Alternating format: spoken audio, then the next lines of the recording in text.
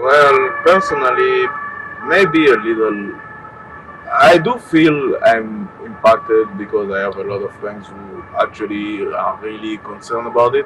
So it spread to me, and of course, I like to keep up with what happened in the world. So En Colombia, como en otros países latinoamericanos, el racismo es una práctica evidente y podría decirse que, de cierto modo, inconsciente, pues lamentablemente se ha normalizado en nuestra cotidianidad.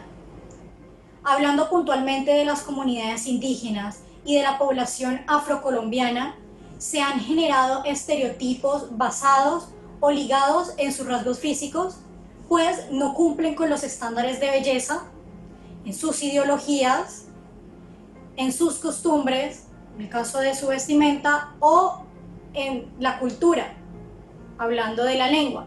In some cases, you enter into a supermarket and you can't help but feel like, the security guard is watching you because you're gonna steal something, or you walk into a designer store and they feel like, I'm sorry, we can't let you in because you can't afford it.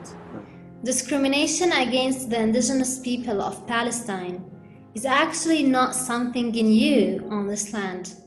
The new history agrees that there isn't such a peace era of the Holy Lands. The Holy Lands, lands of the three heavenly religions, which all advocate love and respect and equality to all and forgiveness. And here comes the sarcasm, as I think. This discrimination is actually not within the borders of this country alone, it's all over the world. Palestinians are treated as potential terrorists, and all what they want is just peace, is just to emerge with the new world. The consequences of this discrimination is not just not being comfortable living in your country, but they are bloody. Wars are coming out of this land acquisition, colonization.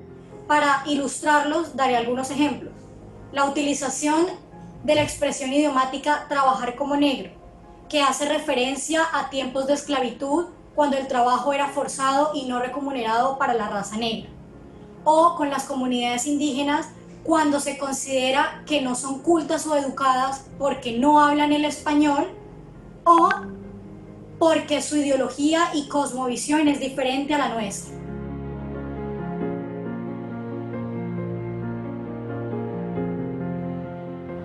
Do not let your color prevent you from being who you want to be. Do not let anyone look down upon you because of where you're from or because of the color of your skin. And I think about that to the end of the day. It's a bit painful as a black man to see that after almost half a century, there still are people that believe in racial superiority. And I can't help but think of the people who are suffering, the people who are going to suffer after I leave. There's my children, my grandchildren, and if I can think of a way to make the world a better place, it's just to appeal to people, to reach into their humanity and to help them see that there is so much, there's so much beyond the color of our skin.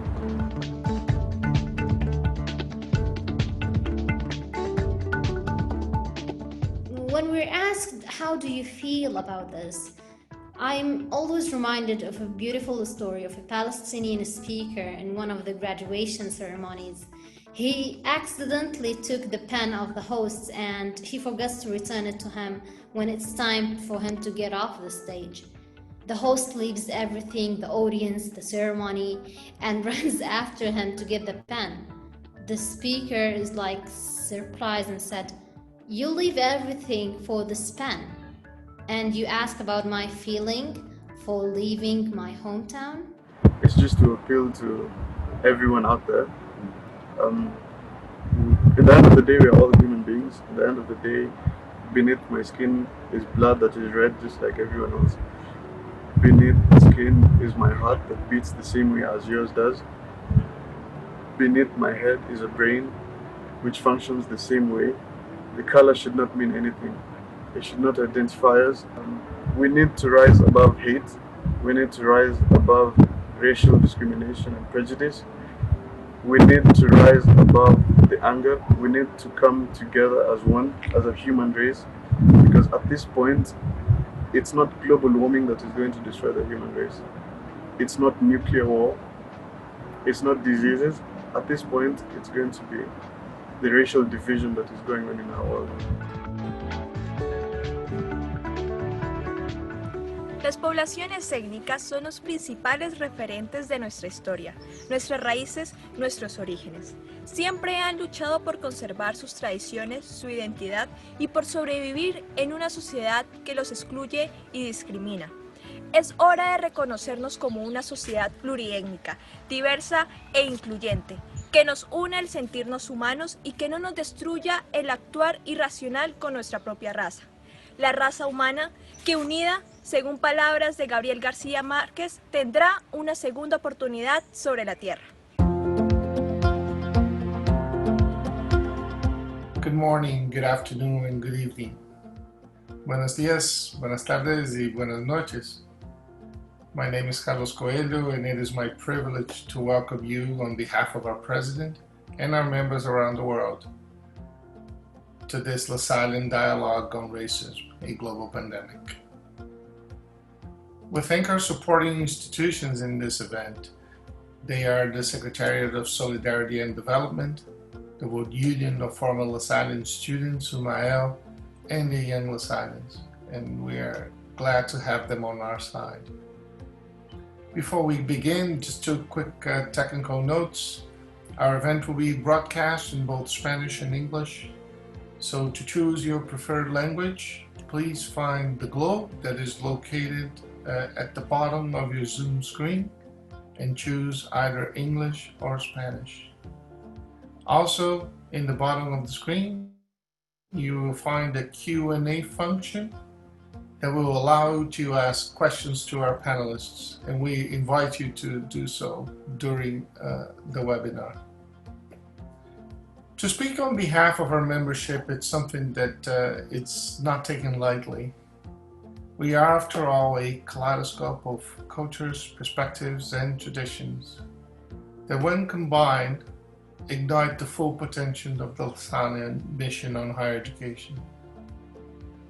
For as much as we might differ from Manila to Rio de Janeiro, or from Cancun to Bethlehem, the International Association of LaSallian Universities and its membership stand united against racism, no matter how diverse its perspective or definition. And we will also not be shy about voicing our opinion in this regard. In thanking Brother Ernest Miller, who will be moderating this session, we also thank all of those who have worked extremely hard to create this opportunity for the more than 1,000 people who have registered for this event. Brother Ernest serves as the Vice President of Mission, Diversity, and Inclusion at LaSalle University in Philadelphia, and his work as an instructor is also a staple of iaLU's annual Student Leadership Program. As I pass the floor to him, a very important reminder. Our universities are instruments to the fulfillment of the LaSallian mission on higher education, and we hope that this is only the beginning of a dialogue in which iaLU will serve as the platform to amplify the voice of its members. Thank you for your presence today, and we hope to have your continuous engagement in this and other issues in the near future. Thank you.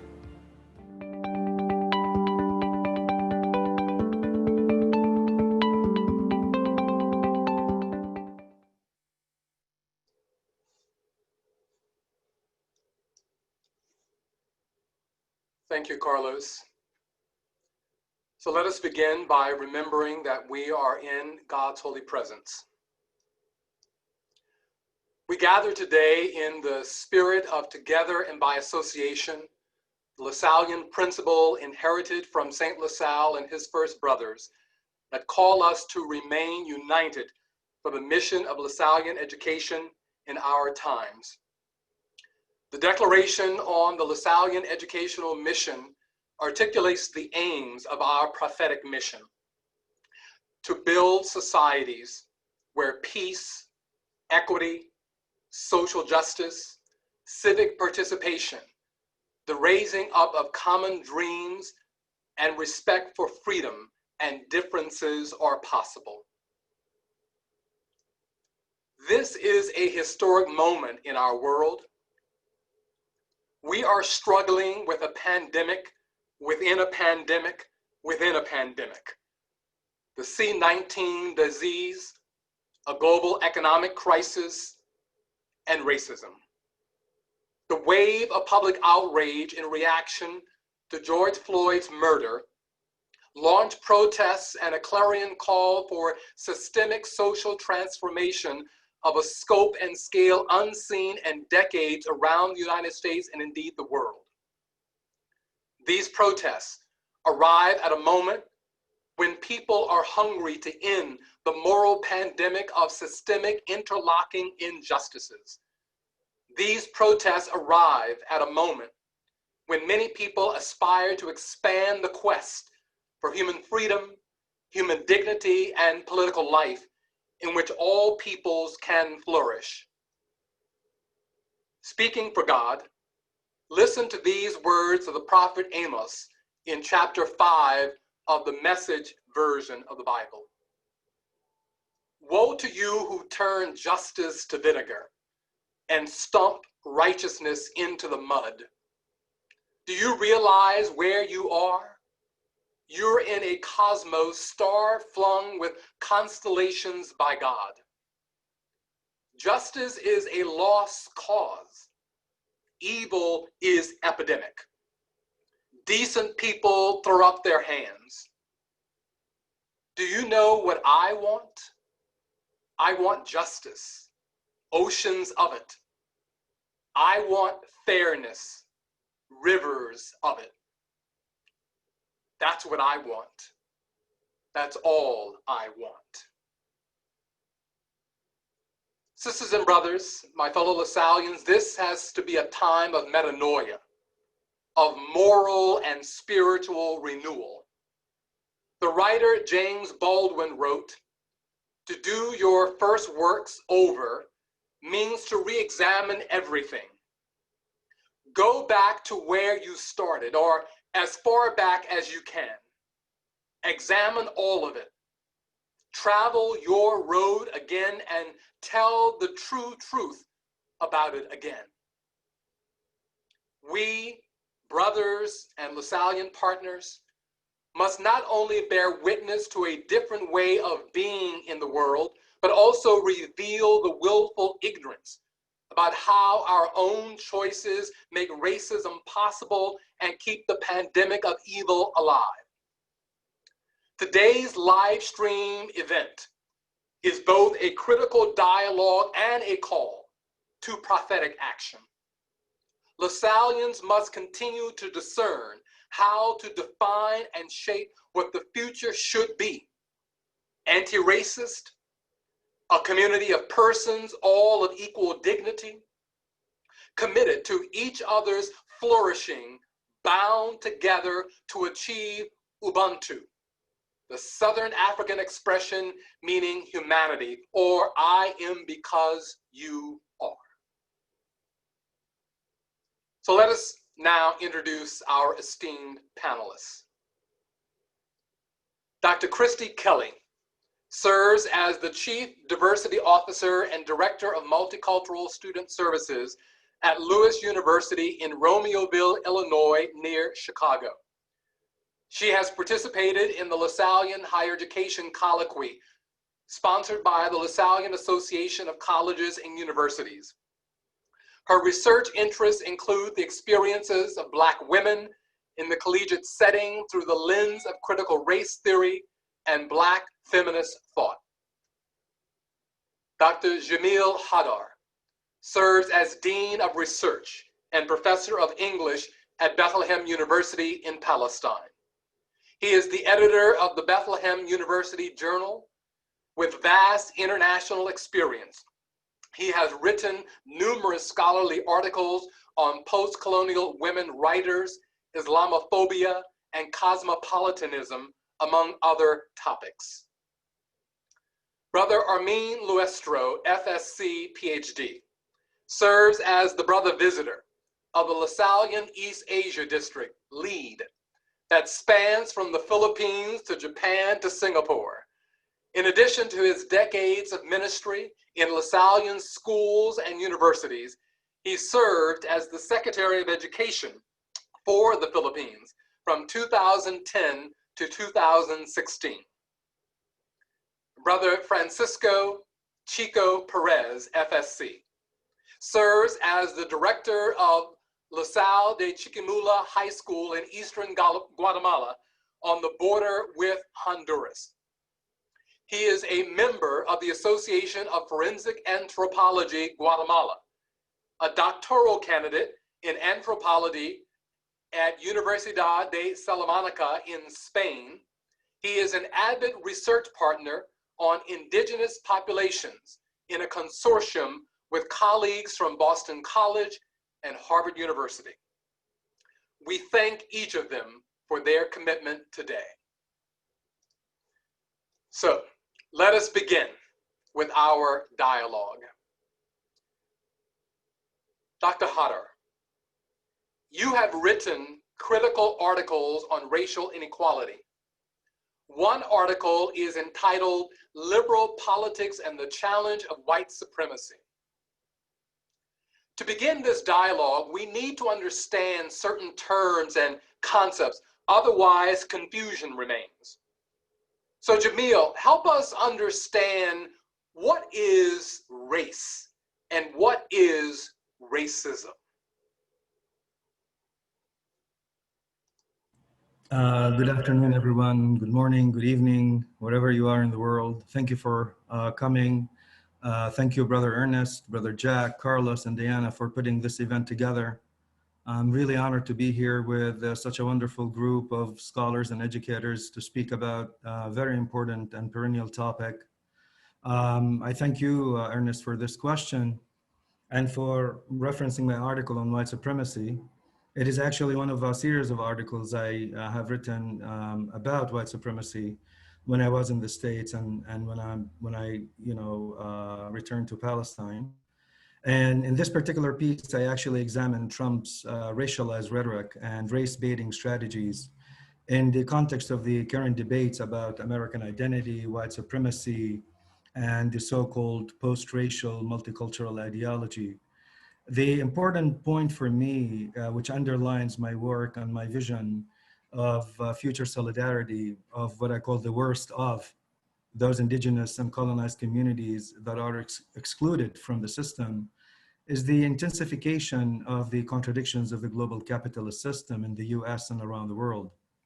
Capitalism relies on various political, social, and ideological tools to naturalize the increasing disparities in wealth and other systemic inequalities. And for me, racism is only one among many forms of oppression intended to serve this purpose.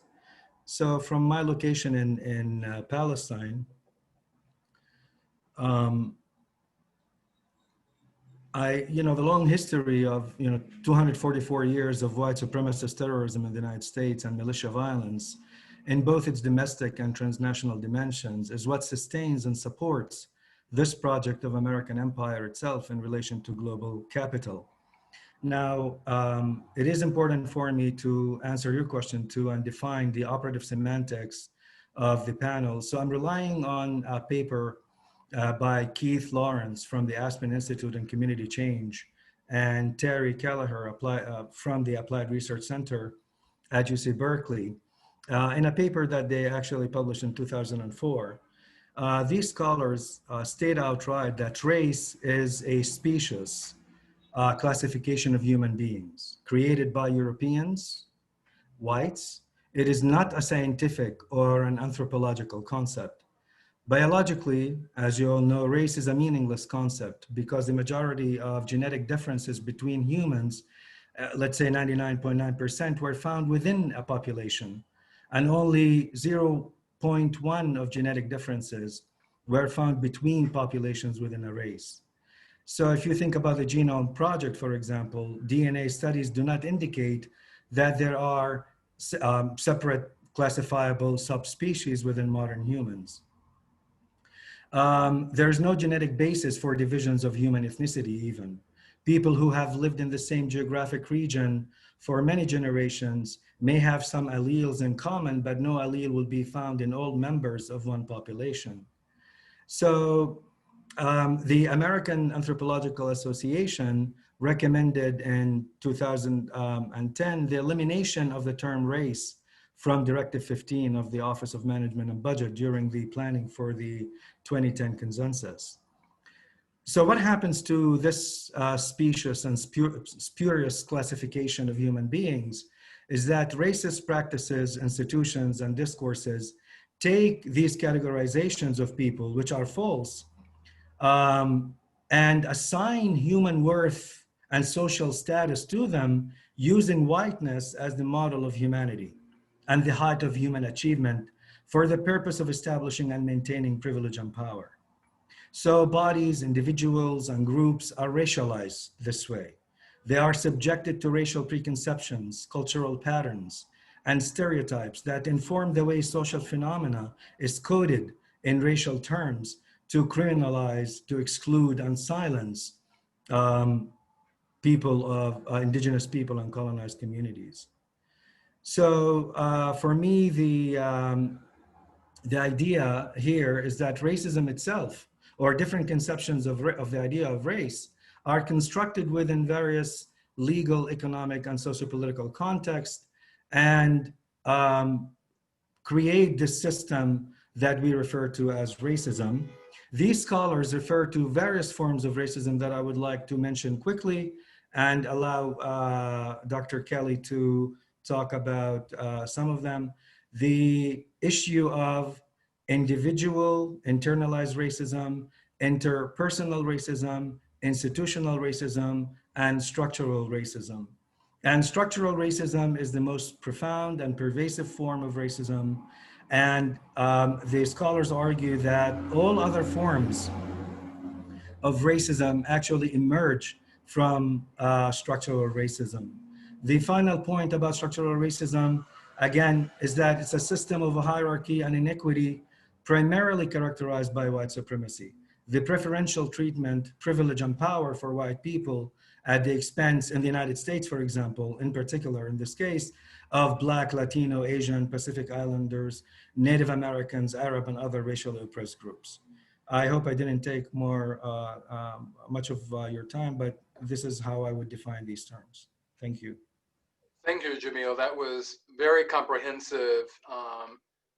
And so we know that white supremacy that you mentioned is another concept we want to continue to break open a bit. Before inviting the other panelists to begin to discuss this system of power and privilege, Resma Minicum, a therapist and trauma specialist based in Minneapolis, offers this insight. We have ingested the idea that the white body is the supreme standard of humanity. While we see anger and violence in the streets, the real battlefield is inside all of our bodies, of every color. White supremacy is inside our bodies where this conflict needs to be resolved. That the vital force behind white supremacy is in our nervous systems. Dr. Kelly, let's begin with you. In what ways does white body supremacy afflict US society? How does it intersect with this notion of structural, institutionalized racism that Jamil has already made reference? Thank you, Brother Ernest, for your question. I'd like to first echo Jamil and say good morning, good afternoon, and good evening to all. Very honored to be a part of the panel discussion as well, and humbled in many respects. So to answer your question, US society has been afflicted, harmed, and has suffered from white body supremacy through the repeated racial trauma that has affected certain populations, as mentioned, that being Black, Brown, and Indigenous people. And this trauma has been passed down from generation to generation. So yes, white body supremacy is entangled with and through the notion of systemic institutional racism, as well as anti-Blackness. And this notion has been in place since the days of enslavement in the US. And so we think about 1619 to 1862, duly noted that this is a part of the foundation of US history. And it was also during the time where literally the white body and or white persons were seen as the standard for which humanity would be judged. This same entanglement, if you will, occurred after the slave era and is actually what was known and instituted through Jim Crow laws. And this is where racial segregation was lawful in the US. And it also included this notion or law of separate but equal, and was carried out well into the 20th century by white Democrats who disenfranchised the gains of people of color, Black people in particular, in terms of economic and political gains. If you fast forward through the civil rights movement to present, this same disregard tends to surface with respect to the human rights of people who, quite frankly, Brother Ernest, look like you and me in these social, political, and educational institutions. And so a disregard for our Black brothers and sisters, women, men, and children are disproportionately affected. And so that is also indicative of anti-Blackness.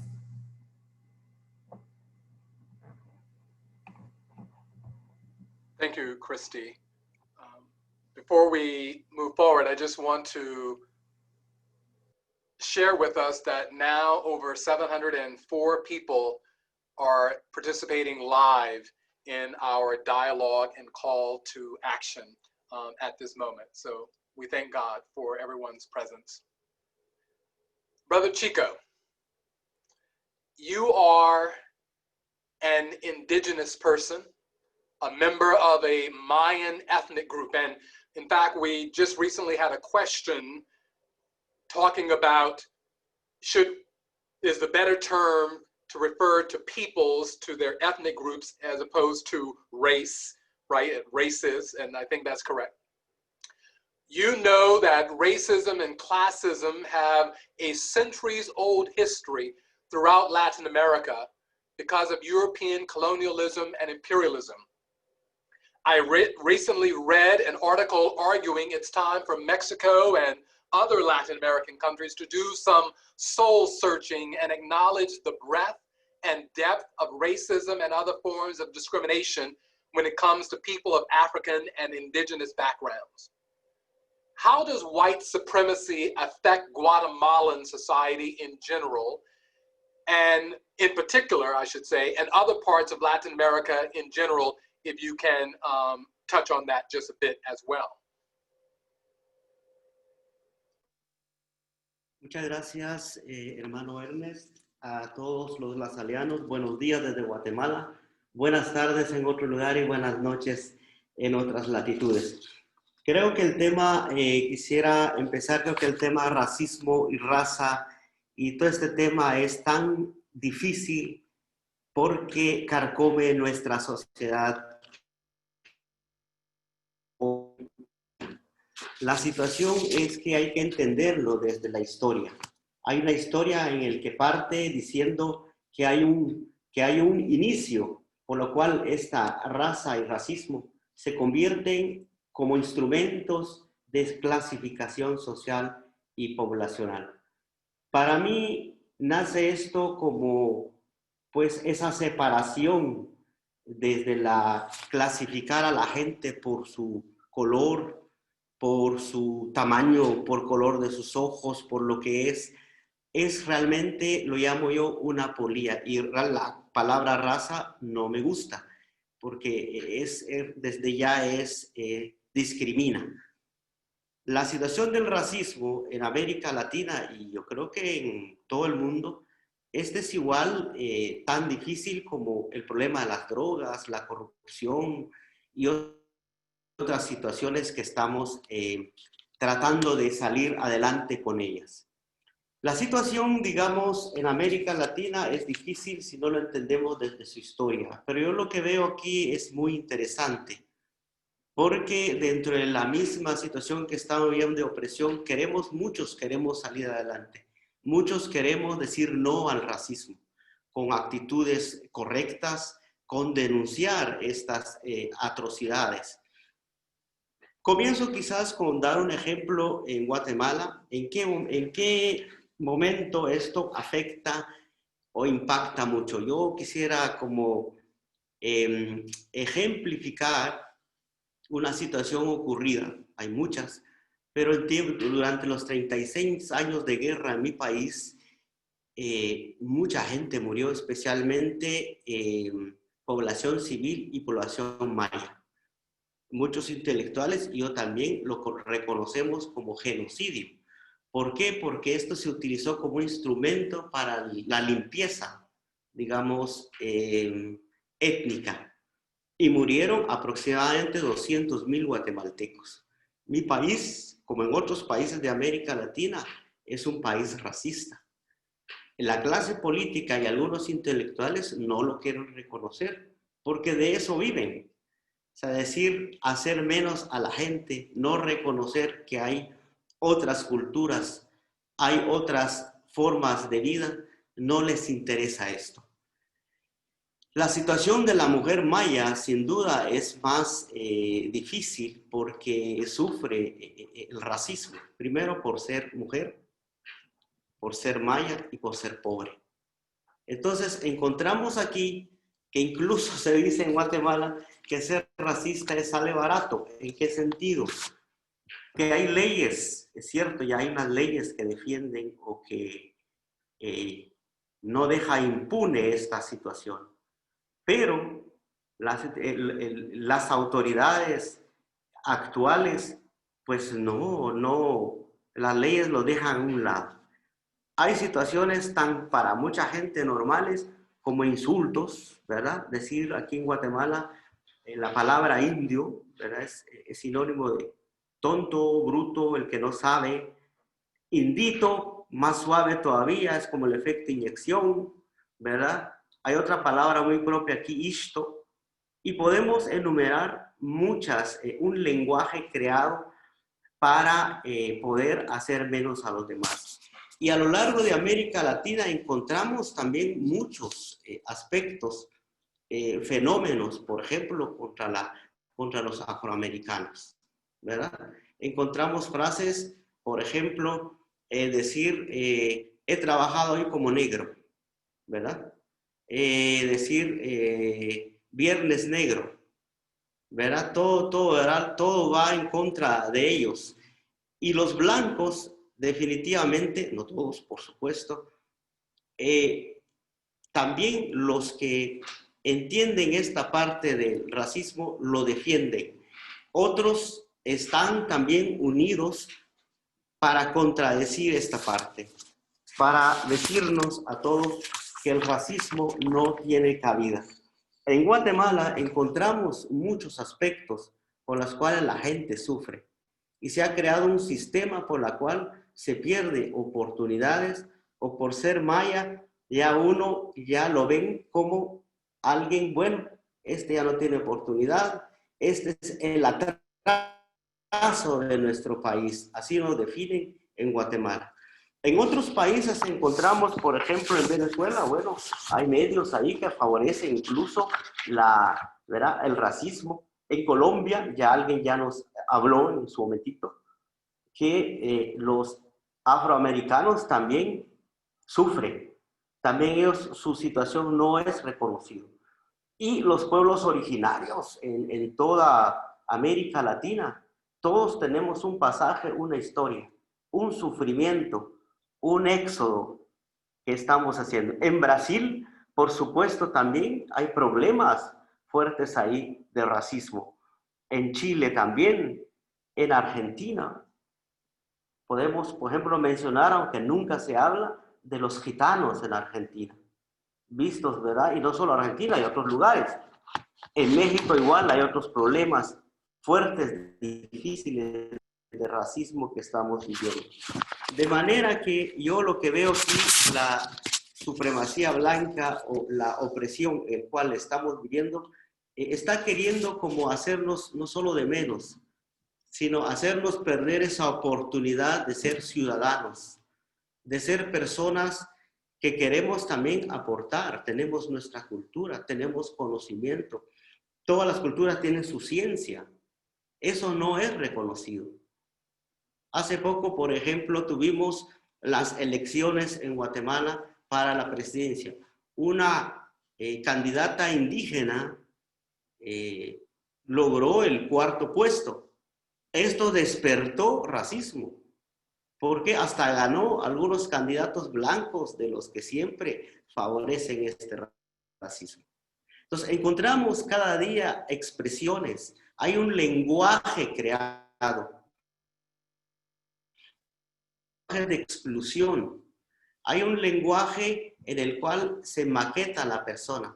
Se dice, usted no sirve, usted es tonto. Y bueno, podemos enumerar más. Pero ante este lenguaje nos tenemos que sobreponernos. Mi caso, como hermano actualmente, cuando me tocó salir del pueblo a la ciudad, el racismo tenía miedo. Tenía miedo de ser rechazado porque vivíamos, era en tiempo de guerra.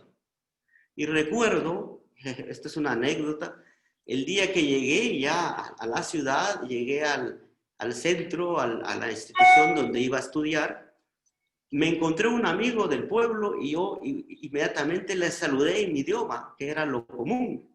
Me emocioné. ¿Qué tal? Le hablé en su tweet. No había terminado la expresión, se acerca a un joven blanco y me dice, somos indios, aquí se habla español. Claro, yo un joven salido de pueblo, me impactó eso, me asusté, porque vivíamos un sistema de opresión. Inmediatamente el director iba pasando, el director del centro, y nos habló. ¿Qué es lo que dijo él? En vez de sancionar lo que el otro dijo, no tengan pena, aquí todos somos guatemaltecos. Usted es un buen guatemalteco y aquel es un buen guatemalteco. Buenos días, vayan a su clase. Asimilar. No tengamos problemas, nada de etnia, nada de culturas, nada de idiomas. Todos somos guatemaltecos. Peruanizar, por ejemplo.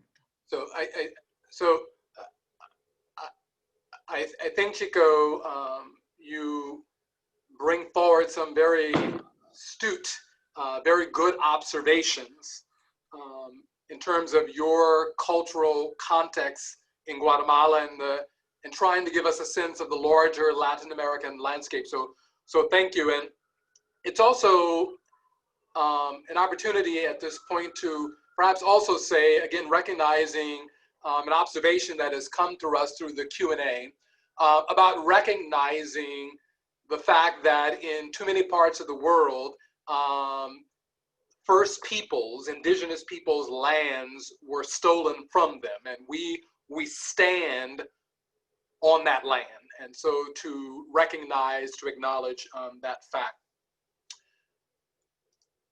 So Brother Armin, you are a former Secretary of Education in the Philippines, now visitor of LEAD. You have crossed many cultural and historical borders. Many people outside the Philippines and the Pacific Asia region may not be aware of the impact of European colonialism and imperialism on your country. So in what ways does white supremacy manifest itself in Filipino cultural and political life?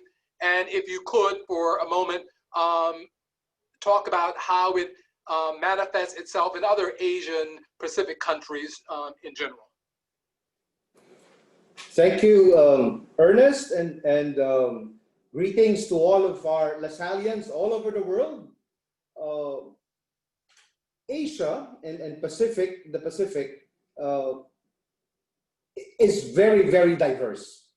And so the color of our skin, the difference of the cultures, languages, and traditions are part of what makes us Asia and the Pacific. But within this context, the actual experience that we are different actually painfully came about because of the historical fact of colonization.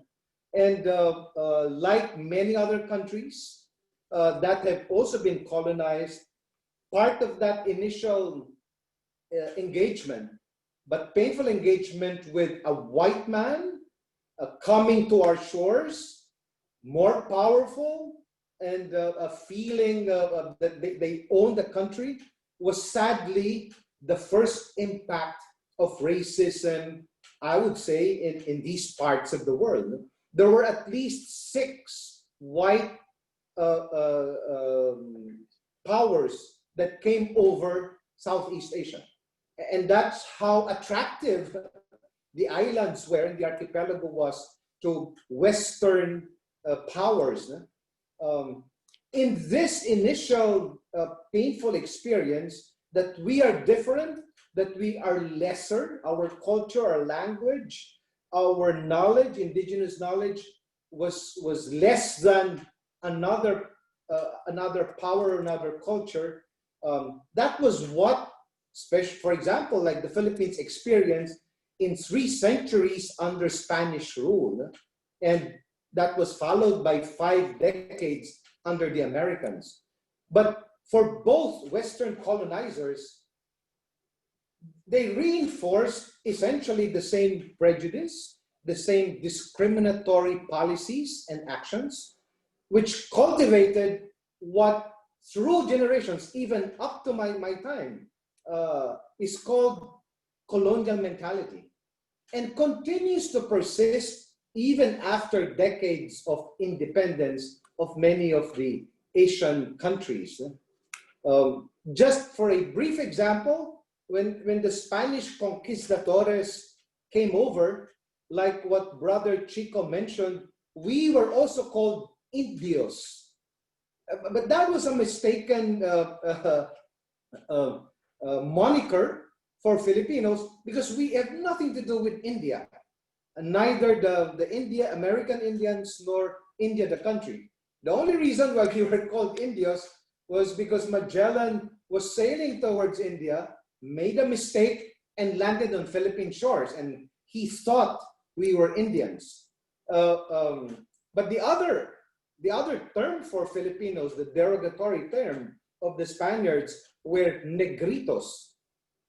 So the color of my skin may be brown, but we were still Negroes from the point of view of actually both the Americans and the Spaniards, because our skin was darker than theirs. But it's not just about the color of the skin, it's also how they came strong on our culture and our identity.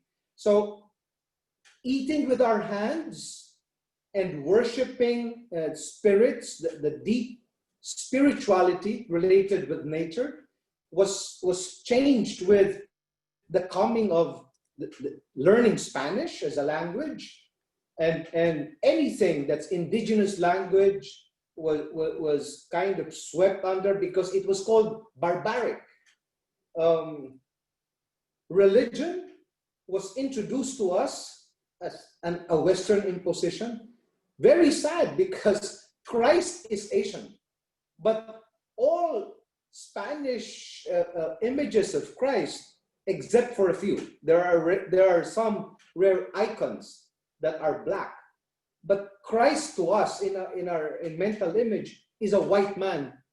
But that introduction of Christ as the white man had big implications, because in our religious art, anything that was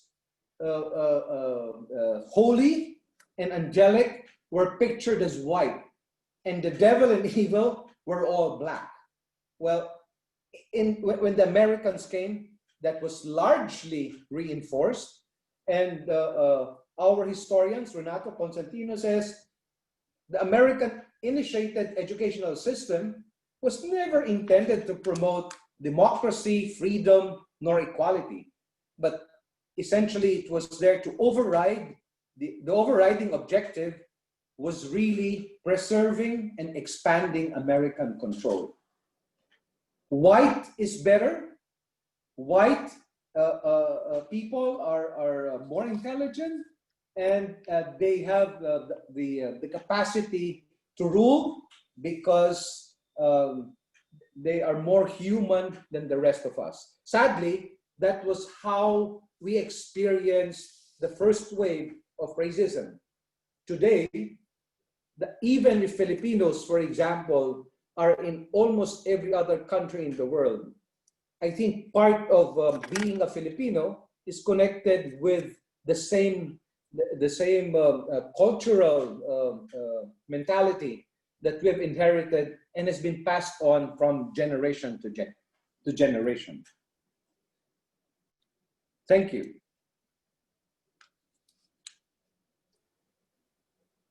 Thank you, Armin. So, Jamil, to close out this current round, let me pose this question.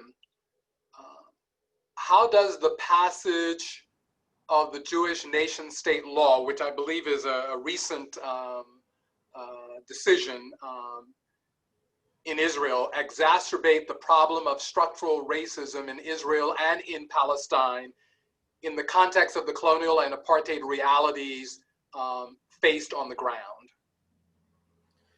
Yeah, it's true, Brother Ernest. This law was passed in July 2018 by Israel's parliament, the Knesset, which adopted this law defining the country as the nation state of the Jewish people.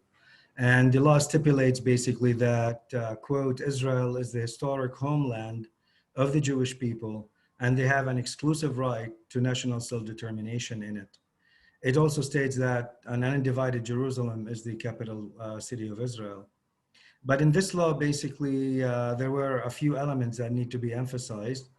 That self-determination is seen as an exclusive issue to the Jewish people in Israel, in their and the Jewish nations, and that Israel is the Jewish nation's historical homeland.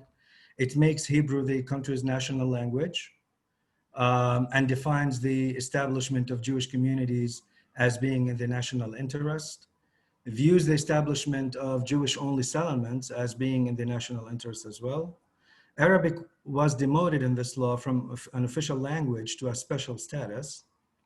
And they emphasize basically national symbols that include the Israeli flag, menorah, Jewish holidays, Hatikva anthem, the Hebrew calendar, and Israel's Independence Day. Although this basic law did not really introduce anything new in the way things have been done in Israel for the last 72 years, the law merely enshrines the de facto colonial and apartheid realities in the Israeli ethnocratic settler colonial state into a de jure status law. So by defining sovereignty and democratic self-rule as belonging solely to the Jewish people, wherever they live around the world, Israel has made discrimination a constitutional value and has professed its commitment to favoring Jewish supremacy as the bedrock of institutions. This is a comment by some of the social justice activists in Israel. Adala, which is the legal center for Arab minority rights in Israel, called the law a bid to advance, quote, ethnic superiority by promoting racist policies. And Ayman Aoudi, the head of the Arab Joint List, an alliance of 4 predominantly Arab parties in the Knesset, stated that this law of Jewish supremacy was passed that will turn Palestinian Arab citizens of Israel into second-class citizens. So another social justice activist called this law as one featuring key elements of apartheid, which is not only immoral, but also absolutely prohibited under international law. So at one level, when I wrote about this, and I'm sharing with you some of the things that I've written about this law when it came out a couple of years back, at one level, this new law makes it possible to put the last 72 years of history and of Israel's ethnocratic rule and ethnic cleansing and apartheid regime into their proper context. It exposes the history of this settler colonial regime in all its brutal realities by revealing those suppressed ethno-nationalistic tendencies that drive such regimes, the ethnocratic regimes in general. And I really look at Israel as part of a wide range of ethnocratic regimes like this around the world. So literature on the Israeli version of ethnocracy identifies the Zionist ethnocratic ideology as the source of the history of ethnic cleansing, colonial disposition, the creeping apartheid and occupation, what in Palestinian circles and Palestinian studies circles call the ongoing Nakba. The Nakba is the 1948 catastrophe that basically led to the destruction of Palestine and the establishment of the State of Israel. It also lays bare the lie that an ethnocratic regime could truly be democratic. To talk about an ethnocratic democracy is really an oxymoron. Oren Yiftachel, a renowned scholar of Israeli ethnocracy, convincingly argues that Israel's democratic charade covers up a deeper ethnocratic apartheid structure. Such a structure, he points out, requires the institutionalization of racial laws that can guarantee Jewish supremacy and hegemony. Equality before the law, he says, and the redistribution of resources and rights become an elusive dream that will always be undermined at both symbolic and legal levels. So Prime Minister Netanyahu was bragging that Israel is a nation state of the Jewish people and respects the rights of all of its citizens. He's obviously obfuscating various incompatible ideas. The rights of all citizens in such an ethnocratic polity can be neither respected nor protected, since the only democracy in the Middle East, as Israel is usually referred to, is based on securing the privileges and rights of one particular ethno-religious identity only. The hierarchical and exclusivist principles of the Israeli ethnocratic settler colonial state stand on the opposite end of the universal and egalitarian ideals of any polity that deems itself the state of all of its citizens. We can, of course, go on and on, but I wanted to mention something in the context of the other pandemic that we are dealing with, the COVID-19 pandemic. And because to me, the realities that I just described above were really revealed in their brutality in the context of the COVID-19 pandemic. So when the closure was instated, Israeli authorities have, as some writers said, weaponized the coronavirus pandemonium against Palestinians. So two writers talked about how the Israeli occupying forces in the West Bank and Gaza have confiscated building materials for a Palestinian field clinic, shut down a COVID-19 testing facility in East Jerusalem, and intensified the military securitization of the West Bank, including the complete blockading of Bethlehem following the COVID-19 outbreak in early March. So these writers, Bram Wispelwy and Amaya Al-Orza, read this in the context of Israel's military occupation and a new colonial aid regime with ever-tightening donor restrictions, which have contributed to a fragmented and underfunded health system that makes Palestinians more susceptible and vulnerable to the pandemic. The inhumane treatment of Palestinian workers during the pandemic can also be directly linked to this logic of disposability and elimination at the core of this ethnocratic regime. According to the Middle East Eye, 2 months in March, actually, Israeli soldiers dumped a Palestinian worker at a checkpoint on the border of the West Bank, shivering from fever and barely able to breathe. The report said that the man had been showing signs of the coronavirus over the past 4 days and was recently tested for the virus. But before the man, allegedly a resident of Nablus, could receive his test results, His Israeli employer reportedly called the authorities on him, who picked him up and dropped him on the other side of the Beit Sira checkpoint, which connects central Israel and the occupied West Bank. So one of the Palestinian workers says, quote, "It's like we are slaves to them. They use us when they need us, and when they are finished, they throw us like trash." Could we pause right there for a moment, Jamil? Because I think you are laying out a very clear case I'm done. of the struggles on the ground where you are. And that's what we've been hearing from each of our panelists of giving us a sense of the trouble in our countries and in our region. So I appreciate the particular details, examples of the practical, real realities on the ground that everyone has offered. So let us move forward. And again, we're appreciating the comments and the questions that are coming. And as I monitor them, I think we are attending to some of them. We got to remind ourselves we are not able to attend to all questions and observations. And we will be getting to, you know, what do we do? What's next? We will be coming to, because a lot of questions revolve around the call to action, and that's a good thing.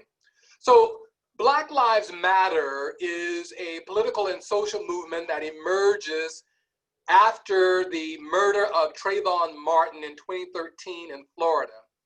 Then Michael Brown's murder in Ferguson, Missouri in 2014, and countless other deaths at the hands of police and vigilantes has further propelled the movement.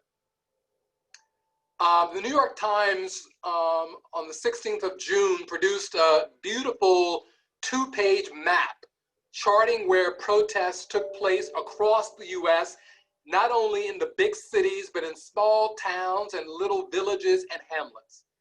Al Jazeera and other news organizations produced maps showing the location of protests around the world. I invite each of you to discuss whether the lynching of George Floyd in particular and the Black Lives Matter movement generally inspired peaceful protests, democratic drama, as one scholar critic at Columbia University put it, in your country and region. In your social location, what are the social hopes of these protests? And if the volume of protests were largely absent or took a different tone in your location, explain why. So if we can address this just for a few minutes per each of the panelists. Let's begin with you, Brother Chico. Muchas gracias, hermano. Yo creo que hay que partir diciendo que al menos yo no conocía a George Floyd hasta que lo mataron, la forma en que lo hicieron. Primero hay que destacar aquí el papel de las redes sociales. Antes de eso, 20 años atrás, esto se conocía tiempos después, el periódico, la radio, acaso dice algo. Pero hoy día sucedió e inmediatamente ya la gente, o los que estamos conectados, pues nos dimos cuenta de la situación. ¿Qué provocó esto? Por supuesto que indignación. ¿Hay algún periódico por ahí de América Latina? Tanta bulla que hacen por un negro que murió. Estas frases, estas palabras volvieron a salir. ¿Qué pasó entonces? Para mí, lo que he visto, escuchado, he vivido, es que empezó a hurgar nuevamente nuestras conciencias, a decir que el racismo está más que presente, es como la llaga. Está ahí, que dice que se curó, pero no está. Una vez que se le empiece a tentar, sale a flote otra vez. Yo creo que aparte de Estados Unidos, en muchos lugares del mundo vimos, ustedes también lo vieron, manifestaciones contrariando estas actitudes. La forma en que falleció George fue pues repugnante, como que no fuera humano. O sea, esto entró otra vez como a decir, señores, ¿qué está pasando? Eso es lo que yo veo, un efecto rápido. Segundo, tenemos un problema, yo no sé cómo serán los otros países, al menos en mi país o en América Latina, inmediatamente, pues sí, acuerpamos como cierta protesta en contra de esta situación, pero un poco tiempo después nos olvidamos. Otra vez, aquí entra para mí la memoria histórica. Nos falta mucho. Muy rápidamente olvidamos. ¿Qué pasa entonces con esta situación? El racismo sigue latente, pero con la muerte de George Floyd, para mí volvió a encender esa llama, a decir, señores, ¿y nuestros derechos? Yo hablo de mi país, hay leyes, pero para que se cumplan estas leyes es terrible. O para pagar a un abogado no hay dinero ni para... La gente pobre no tiene para eso. El indígena, el explotado, y etcétera, no tienen esos medios. Entonces encontramos aquí, pienso yo, que la herida está abierta. Este suceso en el... Podemos mencionar aquí en situaciones en Colombia, de un joven también, ¿verdad? Atacado por la policía, en Brasil y en otros lugares, como que estas muestras que pasan en Estados Unidos les da más como fuerza a los que oprimen acá para poder replicar esto de una u de otra manera. ¿Cuál es la esperanza aquí? La esperanza está en que nos despertemos, en que digamos no más esto, en que cada uno donde uno esté pueda dar respuesta correcta y decir esto no se puede. Y yo puedo citar muchos ejemplos de América Latina, pero por ejemplo puedo hablar del escritor estadounidense Ossie Davis, que reveló un poco la palabra blancura, solo para tener una idea. Y tiene 134 sinónimos, de los cuales 44 tienen una connotación favorable, mientras 10 son negativas. Y puedo seguir, pero por ejemplo, hace la anterior intervención mía, hablé de expresiones, por ejemplo, contra los afroamericanos. Hablan del mercado negro, dinero negro, oveja negra, viernes negro, conciencia negra, trabajar como negro, etcétera, etcétera, etcétera. Entonces yo creo que la esperanza está aquí en que los que estamos reunidos, lo vamos a hablar después, que cada uno empiece por casa. Que tenemos que decir que esto no puede ser. Entonces, la esperanza en América Latina, vi también algunos periódicos de Panamá, los afroamericanos en Panamá, también publicaron, reaccionaron. Entonces, ¿qué tenemos que hacer? Nuestras escuelas no deben favorecer a esta herencia racista o un lenguaje racista. La esperanza no va a venir de fuera, tiene que nacer de nosotros. Entonces, yo entiendo aquí esta situación de la muerte de George, también hurgó conciencias en América Latina. Fuerte, por supuesto. Y vemos la situación no solo de pobreza, sino una indiferencia de nuestros gobernantes. Podemos hablar aquí incluso de Bolsonaro, lo que ha hecho. O decir, por ejemplo, una protesta en Bolivia y se dieron cuenta la policía, como tenían la bandera aquí de la, ¿verdad?, que tiene que ver con la población indígena, etcétera, pues al final se lo quitaron y ya está. No estamos, es decir, bueno, no quitemos la bandera indígena que confería el Estado plurinacional de Bolivia. Gestos, y termino con esto. Hace poco el gobierno de mi país visitó un pueblo indígena, se llama San Juan Comalapa, y el alcalde, la autoridad indígena del lugar, le hizo ver que en esta pandemia el presidente no está respondiendo. Ni había terminado su discurso, el presidente regañó y le faltó respeto a esta autoridad indígena y salió por televisión. Bueno, esto reactivó otra vez, ¿verdad? Los grupos acá organizados de nuestros pueblos originarios pidieron al presidente disculpas públicas. ¿Qué hizo? Nada. Más bien escogió a 3, 4, 5 personas, les pidió que se pusieran el traje típico y se reunió, tomó fotos. Mire, yo no tengo problemas con los pueblos originarios de Guatemala. Mire, aquí nos hemos reunido. O sea, aquí hay una situación terrible que también hay que irlo trabajando. Bueno, lo dejo ahí para seguir después.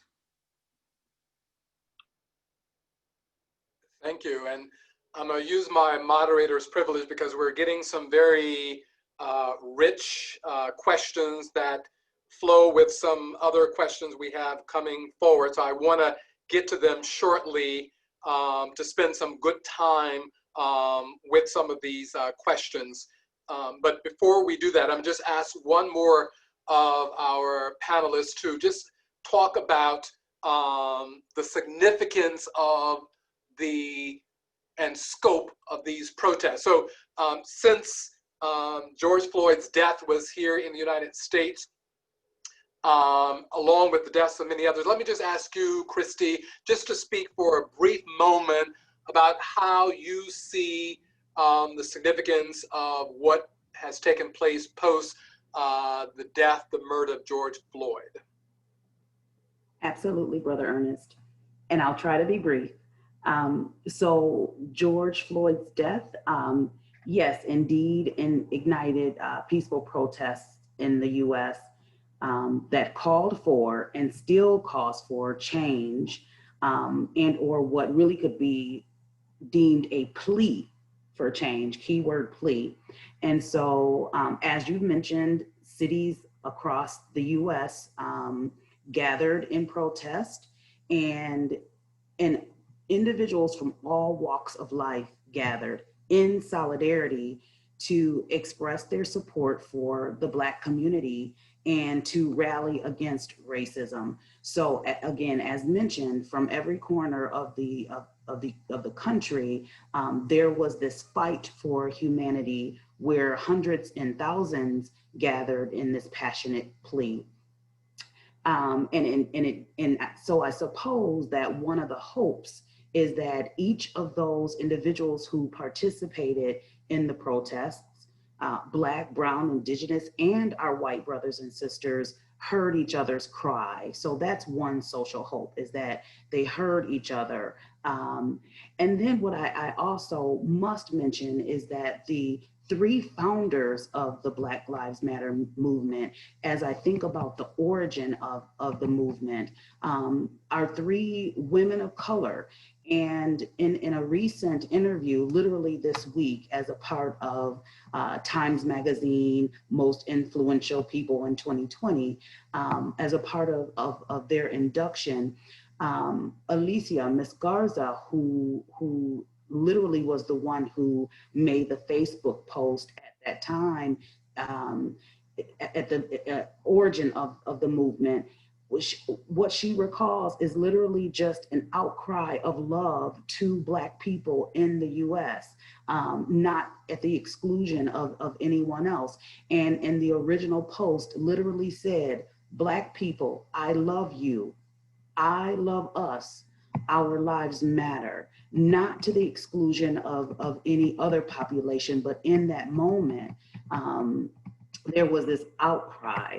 And so what I would say is that the movement in the US in particular has been said to have single-handedly helped catalyze action of young people in particular, so an entire generation of young people.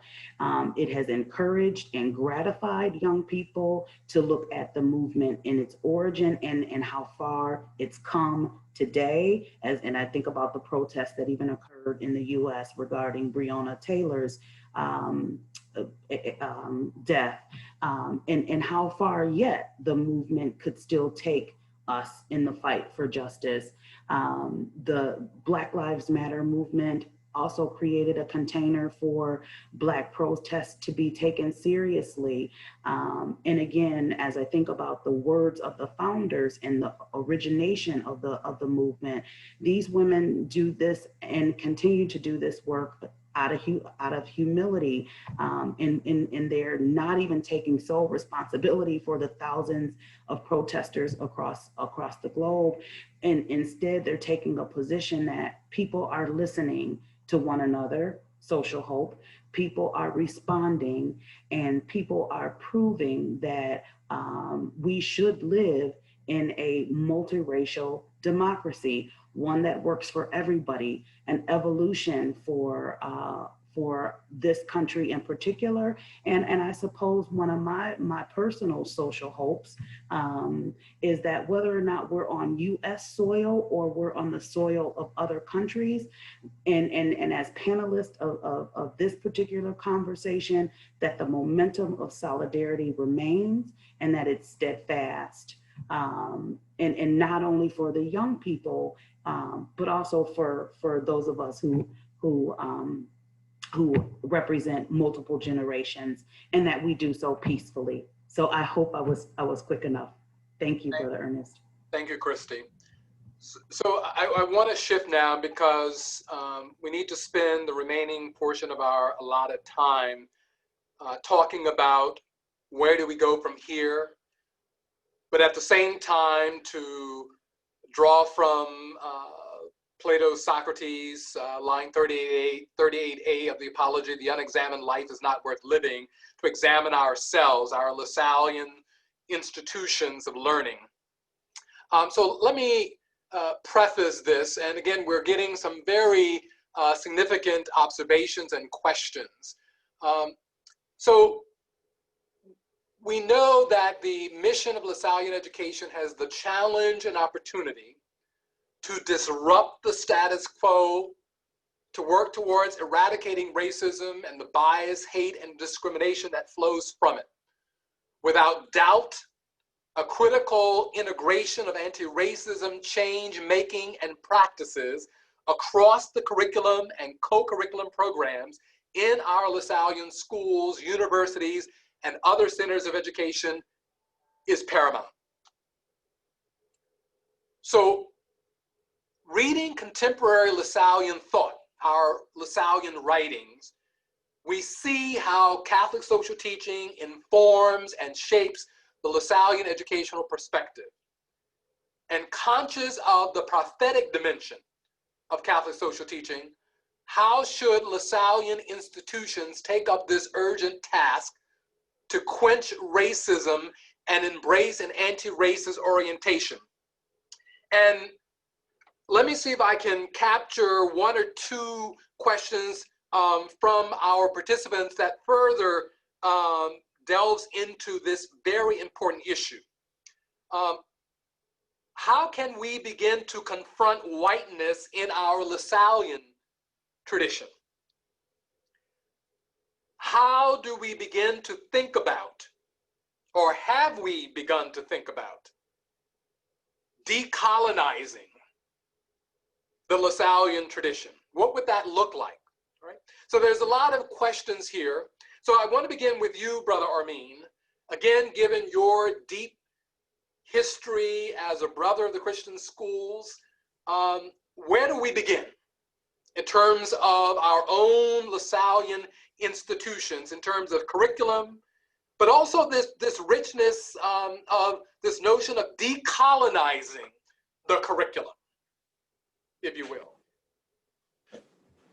Well, if we hold a group of people on a pedestal, it will not only take a while to correct the thinking of generations after, but sometimes, Ernest, you need to demolish the pedestal. And this is what education is all about. Very frankly, LaSallian institutions are not doing enough. I'm not even sure if we're doing anything. We've been here for 300 years, and I'm saying this with all charity and all prudence. Given our trailblazing LaSallian founding story, where education is seen as a doorway to liberation from all forms of poverty and oppression, I ask myself the question, 300 years and more after, have we really done anything that has impacted my country, Asia, and the world? And if we have not, we may have been into education, but we may actually, in the words of Paulo Freire, been miseducating. That is very, very dangerous. First, I think, Ernest, we need to beat our breasts and say we have been co-opted by the system. And we have put up more of these elite people up pedestals. We may need not just to look into our curriculum, we may need to do affirmative action. We may need to do the painful task of demolishing those pedestals that we have built over the years, over the centuries. And it may not be the work of one institution. We may need to actually collaborate as a group of LaSallians present in 80 countries all over, because more than the pandemic, this virus of racism touches on everyone.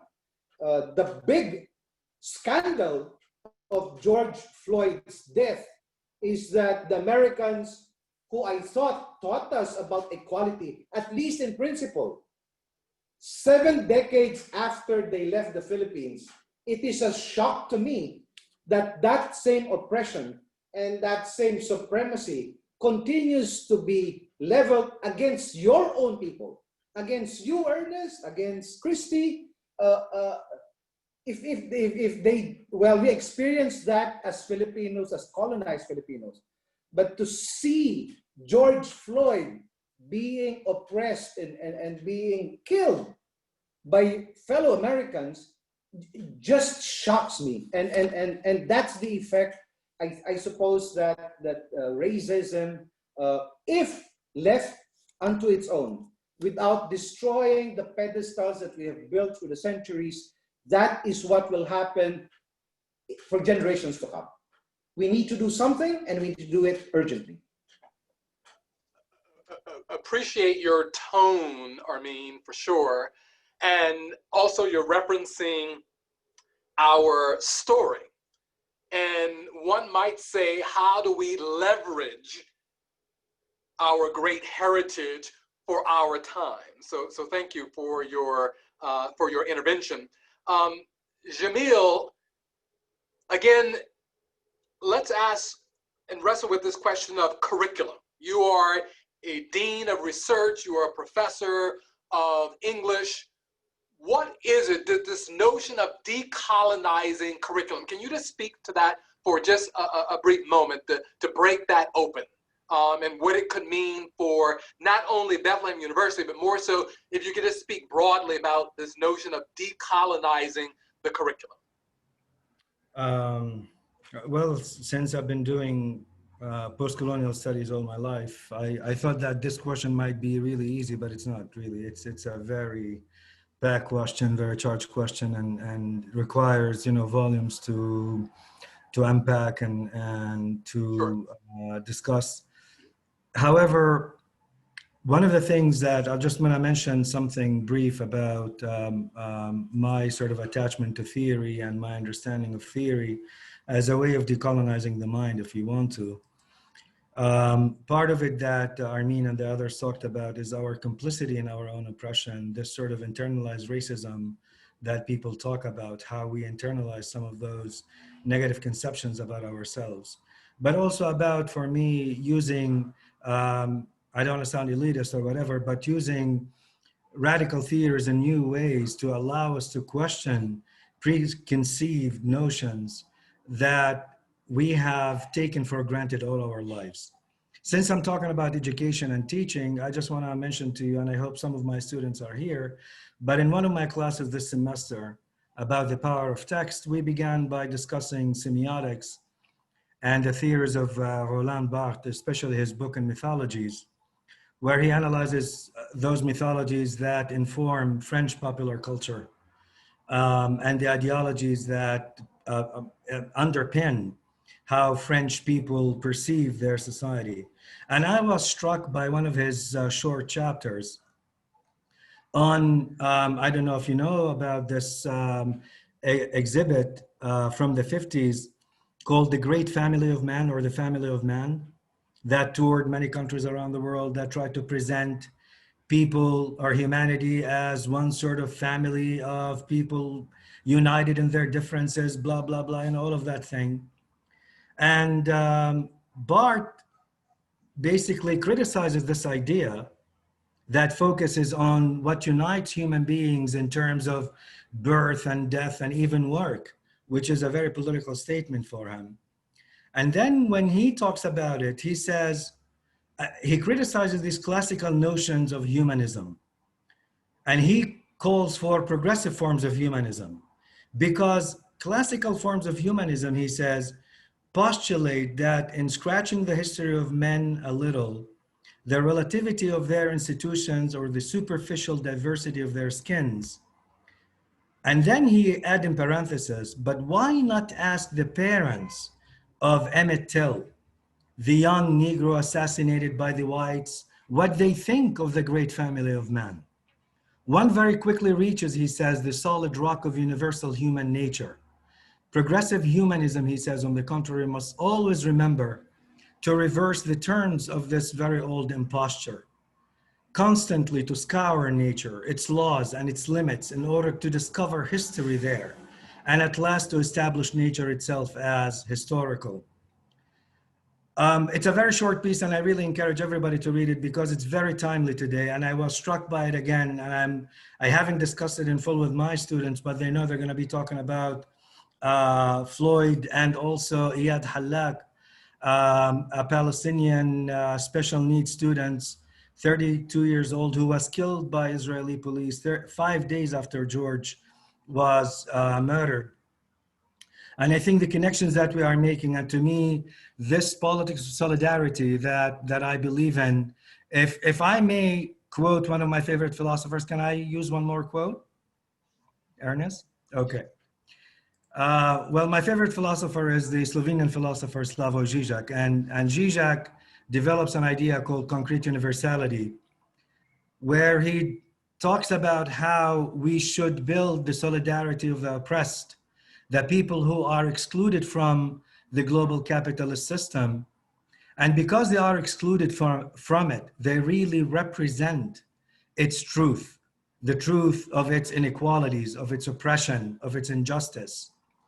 So he says, today it is the particular ways of life, and this is sort of in a way just one of the things that bother me and I keep talking about in my writings is that discourses of identity politics and how to transcend them into real solidarity politics between different groups of oppressed people around the world.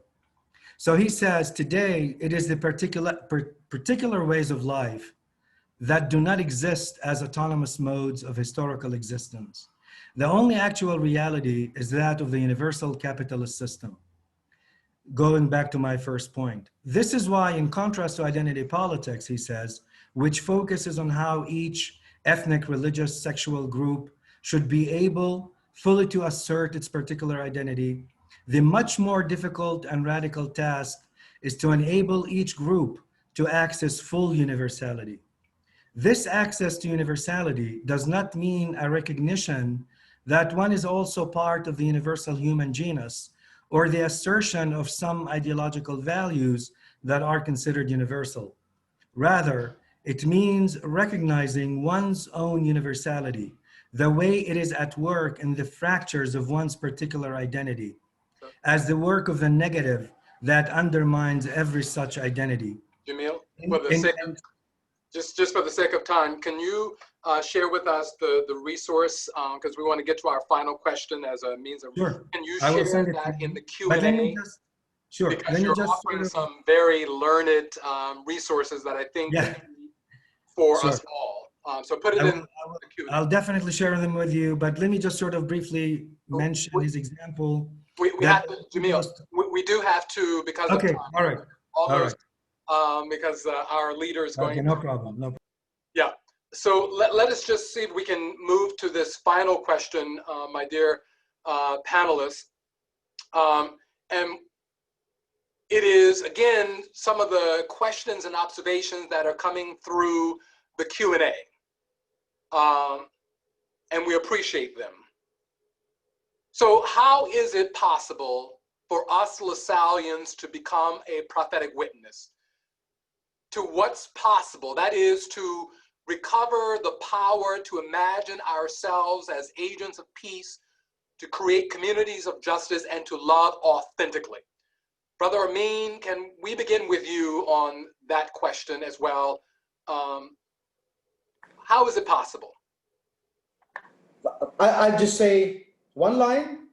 Let Sure. us critique our own educational system, our policies, and our curriculum, because we tend to just do that from year to year, but actually those same practices, policies, and curriculum may add more to this notion of racism and nurture it more than liberate people. And if we're not careful, that's actually what we'll be doing for the next 100 years. I appreciate that, and let me just interject that it's important that we remind ourselves, right? And I think, Brother Chico, you would agree that we need to remind ourselves that we need to own the liberatory, the emancipatory dimensions of LaSallian education, right?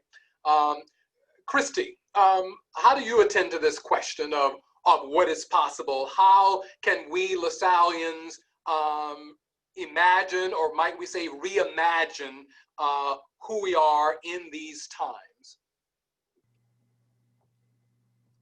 I would echo Brother Armin. I would echo, and I would also add that we must truly acknowledge that it is an urgent and critical task and not just talk about it.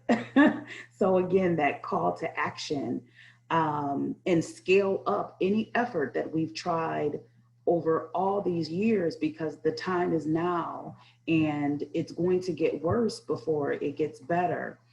And then really quickly, I would also, contend that we need to become uncomfortable. And I would call this the pedagogy of discomfort, and recognize that some of us have privilege, some of us are fragile, but we need not be defensive, and we ought not feel guilty when we're confronted with these concerns about racism and the racist treatment of people of color and individuals from historically underrepresented populations. And then I can't help but go back to the notion of white body supremacy. And I failed to mention during my initial response, white body supremacy is tied to the body, the heart, and the mind, and the soul of the trauma that has been experienced by underrepresented populations, oppressed populations, marginalized populations. And because it replicates itself year after year, the trauma hasn't stopped. So I think we need to really dig deep and be transformative. Thank you. And Brother Chico and Jamil, if you can just bring us to closure with this final question, and then we'll offer opening remarks just to let our audience know we'll probably just go about 5 minutes over our allotted time here. So Brother Chico, do you have a final thought you want to share with us about us reimagining ourselves and reminding ourselves of our deep LaSallian heritage of the founder and the first brothers disrupting the status quo? Sí, rápidamente yo quisiera partir desde el ejemplo que nos dio nuestro beato Santiago Miller. Él perdió la vida porque se identificó con el pobre, porque fue contra un sistema que oprimía y porque quiso también con su comunidad darle sentido a la educación. Que los indios, los que no sirven, puedan entrar y que los, digamos, los poderosos se sientan retados en este sentido. Desde nuestras escuelas, yo más bien me pregunto cómo nuestros centros de estudios han favorecido o no estos sistemas. Es la pregunta. También preguntarnos y respondernos que desde nuestras escuelas que deben confluir como espacios para que las culturas convivan, espacios de reconciliación, de vivencia y formación seria. Y aquí está la idea de que muchas escuelas egresan políticos hijos de políticos, hijos de presidentes, etc. ¿Qué hemos hecho en este sentido? La justicia para mí tiene sentido cuando lo vamos a trabajar o lo trabajamos desde nuestros centros, de hacer conciencia y tomar acciones, pues que no quedemos solo en pláticas en este tema. Tenemos que actuar. Gracias.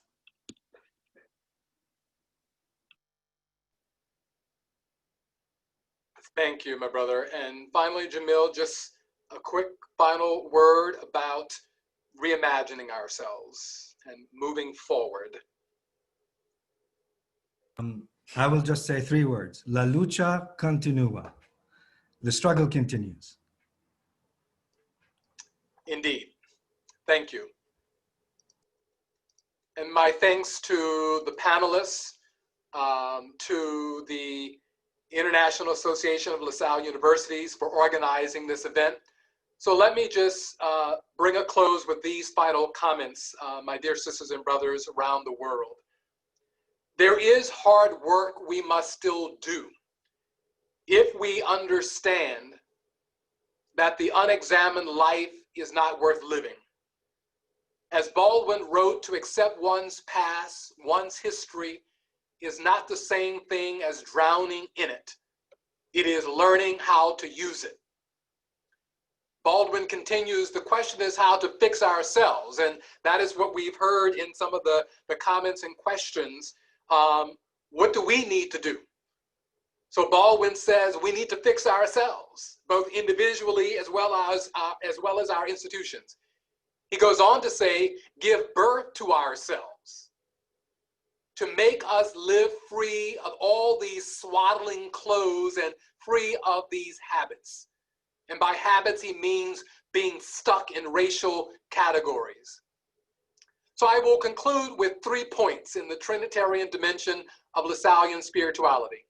1, first, be uncomfortable. We just heard that from Dr. Kelly. Be uncomfortable. Theologian, educator, Reverend Brian Massengill at Fordham, a Jesuit institution, points out that white people find the term white supremacy an even greater stumbling block than white privilege. He says, understand the difference between being uncomfortable and being threatened.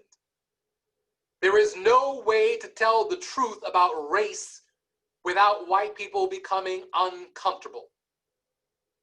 The only reason, he says, for racism's persistence is that white people continue to benefit from it. Number 2, witness and exercise courage. Discover in yourself you can act. Courage is the great enduring virtue that allows us to realize other virtues such as love, hope, and faith. Courage requires knowledge that transforms who you are. We have to find the courage to confront honestly the lies that rest in us if we are to dismantle structural racism. We must arrest our miseducation. And again, we've heard that from some of our panelists, miseducation, and integrate in our curriculum and co-curriculum programs what the ancient Greeks called paideia, deep education, not mere schooling. Number 3, remain committed for the long haul. The struggle for justice and the struggle for peace is a long distance run. Find a way to rest, because this battle of ours isn't going to end soon, but we must remain committed. So my thanks again to the panelists, to the leadership of the International Association of LaSalle Universities, and for all of you, our fellow LaSallians, for giving time today to join this live stream dialogue and call to action. And so we end by calling upon the intercession of St. John Baptist de LaSalle and all our sainted and LaSalle and blessed brothers to intercede for us. As the founder would say, may God be blessed. Thanks all of you. Have a good day, and let us continue in this struggle. Amen.